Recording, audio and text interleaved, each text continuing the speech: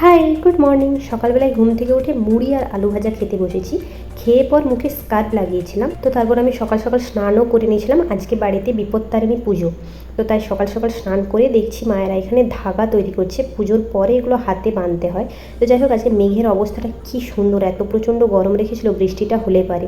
যাই হোক, আমি এখন যাচ্ছি মন্দিরে। অনেকদিন পর আমি নেল পালিশ করেছি, কেমন লাগছে জানিও, যদিও বা আমার নখ অনেক ছোটো। তো যাই হোক, এখানে ব্রাহ্মণ মশাই এসে গেছে, পুজোতে বসেও গেছেন। পুজো কমপ্লিট। আমি এখন ব্রাহ্মণ মশাইয়ের কাছে হাতে ধাগা বেঁধে নিলাম। বাড়িতে এসে প্রসাদ খেতে বসেছি। জানো তো, বাড়িতে কোনো পূজা হলে আমি তো ভাত খাওয়ার কথা ভুলেই যাই। তো যাই হোক, ফল আর ওই সব প্রসাদ খেয়েছিলাম। বিকেলে রেডি হয়ে কোথায় যাচ্ছিলাম সেটা এখন তোমাদের বলবো না, কালকে আমি বড় ভ্লগ আপলোড করবো, সেখানেই সমস্ত কিছু তোমরা জানতে পেরে যাবে।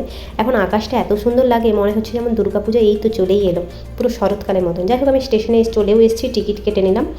দেখো, আকাশটা দেখলে মনে হচ্ছে তাকিয়েই থাকি। তো চলো আজকে তাহলে আসি, দেখা হচ্ছে কাল একটা বড় ভ্লগের সাথে। Bye bye.